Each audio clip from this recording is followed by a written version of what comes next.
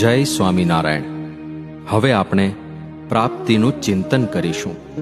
આ માટે જગતના તમામ વિચારોને વિરામ આપીને શાંત ચિત્તે હૃદયના ભાવથી ભગવાન સ્વામિનારાયણ અને પ્રગટ ગુરુ હરિ મહંત સ્વામી મહારાજનું અંતરમાં સ્મરણ કરતા સમૂહમાં સાધના મંત્રનો જપ કરીએ. અક્ષરમહં પુરુષોત્તમ દાસોસ્મિ.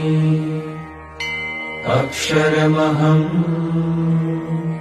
પુરુષોત્તમ દાસોસ્મિ. હવે નિધિધ્યાસનના શબ્દોને હૃદયમાં ધારીએ. હે મહારાજ, હે સ્વામી, હે પ્રગટ ગુરુ હરિ મહંત સ્વામી મહારાજ, આપની કૃપાથી અમને કેટલી દુર્લભ પ્રાપ્તિ થઈ છે. આપે જ અમને સમજાવ્યું છે. અનંત કલ્પ વીત્યા. એક કલ્પ એટલે 8 અબજ 64 કરોડ વર્ષ. હવે એવા અનંત કલ્પ વીત્યા, બધા એ ભગવાનના દર્શન થયા નથી. તો આવા ભગવાન, આટલા દુર્લભ ભગવાન છે. ગમેલા સાધન કરો, ગમે એટલું કરો, આખા બ્રહ્માંડમાં જેટલા સાધનો છે બધા કરી છૂટો, પણ ભગવાન આવે જ નહીં, ભેટો થાય જ નહીં.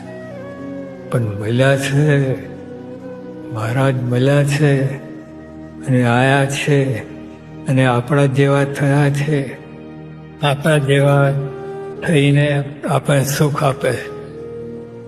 ઓહો, ખરેખર સ્વામી, અમારા કેટલા મોટા ભાગ્ય. કોઈ સાધનથી જે ભગવાન અને સંત મળે નહીં, ઝાંખી પણ ન થાય, એ ભગવાન અને એ સંતના સાક્ષાત દર્શનનો મને લાભ મળી ગયો. આ અશક્ય વાત શક્ય થઈ ગઈ. કોઈ દિવસ બને નહીં. નિષ્કાળ સ્વામી કહ્યું, ક્યાં કીડીને ક્યાં હાથી. કીડીને હાથીને મેળાપ ક્યાંથી થાય? આ જીવને બ્રહ્મને સાથે મેળાપ ક્યાંથી થાય? સાચી વાત છે સ્વામી, ક્યાંથી મેળાપ થાય? અને છતાં પણ મેળાપ થઈ ગયો.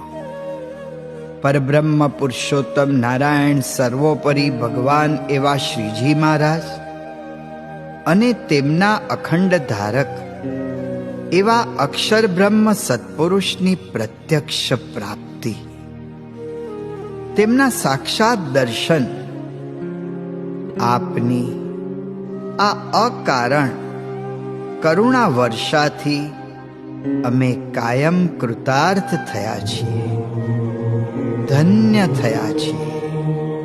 ધન્યોસ્મિ પૂર્ણકામોસ્મિ, નિષ્પાપો નિર્ભયઃ સુખી.